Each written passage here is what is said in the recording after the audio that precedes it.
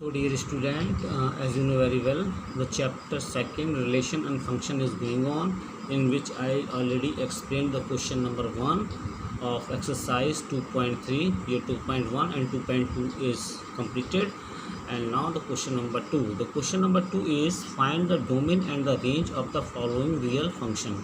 Two functions are given. First is function x equal to minus modulus x. Clear? A function x equal to under root 9 minus x square.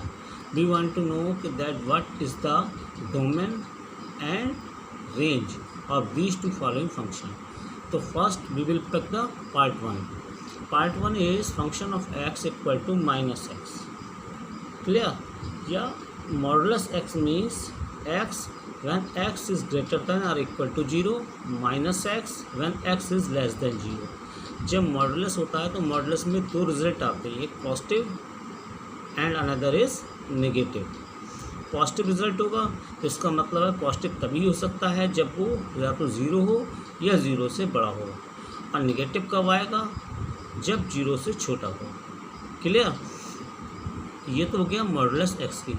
लेकिन अगर function of x minus x हो तो minus x में तो हमारा ये बन जाएगा माइनस एक्स, क्योंकि ये हम पॉजिटिव लेंगे, एक्स को आप पॉजिटिव लीजिए तो क्या हो जाएगा एक्स, और ये माइनस पहले से लगाए तो ये बन जाएगा माइनस एक्स, और एक्स को नेगेटिव लीजिए तो माइनस माइनस एक्स यानी प्लस का एक्स हो गया. तो माइनस एक्स कंडीशन फिर वही हो गई हमारी कि एक्स इज़ ग्रेटर देन और इक्वल टू 0. ठीक है, और एक्स कब होगा जब एक्स इज़ लेस देन 0. अब आगे क्वेश्चन हम आपको समझाते हैं. तो function of x is defined for x all real numbers, यानी एक्स हमारा एलिमेंट है सारे के सारे रियल नंबर्स का. क्लियर? तो डोमेन ऑफ एक्स तो कोई भी हमारा हो सकता है, कोई भी रियल नंबर, तो वो हमारा हो गया ऑल रियल नंबर. जो भी है वही हमारा डोमेन है. डोमेन का मतलब होता है एक्स की वैल्यू, यानी एक्स हम कुछ भी मान सकते हैं तो वो हमारा क्या हो गया ऑल रियल नंबर. और वाई फंक्शन ऑफ एक्स जिसे हम वाई कहते हैं वो क्या चीज़ होता है, वो होता है एक डिपेंडेबल. वो किस पर डिपेंड होता है कि एक्स की वैल्यू कितनी हो रही है. And function of x equal to minus x is all real number no other than positive. इसके पॉजिटिव के अलावा जो है वो सारे हमारे रियल नंबर्स हैं. और रेंज क्या हो जाएगी इसकी, माइनस इनफाइनाइट से 0.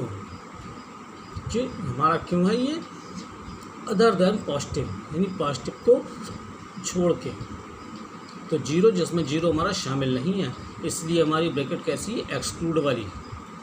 इनफाइनाइट एक्चुअल में कोई नंबर नहीं हो, कुछ ना कुछ तो होएगा वो, तो इसलिए उस चीज़ को छोड़ के हमारी माइनस इनफाइनाइट 0 ये हमारी निकल के आती है. क्लियर? अब हम आपको बताएंगे इसका सेकंड पार्ट. अब आइए इसके सेकंड पार्ट पे. Function of x equal to under root 9 minus x square. तो फंक्शन हमारा किस पे डिफाइन हो रहा है, -3 से लेके 3 तक. कैसे? देखिए -3 का स्क्वायर कितना होता है 9 में से 9 गया 0, और +3 का स्क्वायर कितना होता है वो भी 9 में से 9 गया वो भी 0.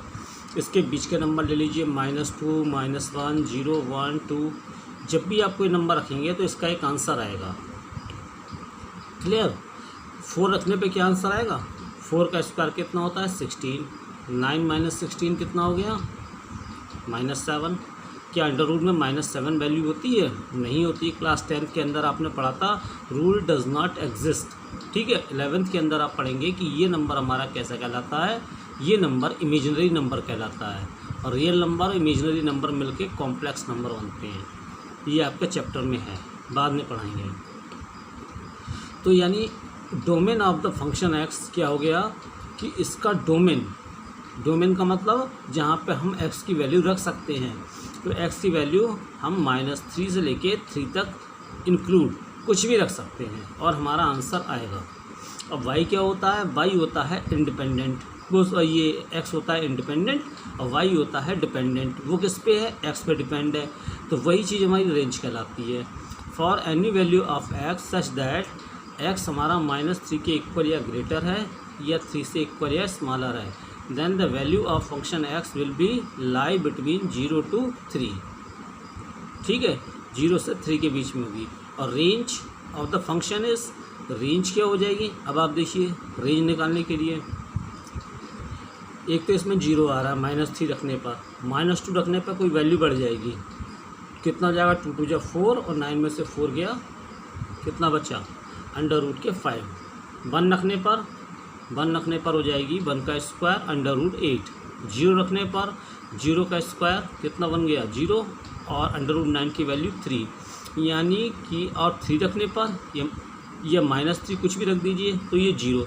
यानी मिनिमम तो हो रही है 0, मैक्सिमम हो रही है 3. इसके अलावा इसमें कोई वैल्यू नहीं हो सकती y की. तो वही चीज़ हमारी रेंज हो गई y की value of the function x 0 के इक्वल या उससे ग्रेटर और लेस देन और इक्वल टू 3. यानी हम इसे कह सकते हैं 0 से लेके 3 तक. वो हमारी इसकी क्या हो गई रेंज. तो domain -3 to 3 and range 0 to 3.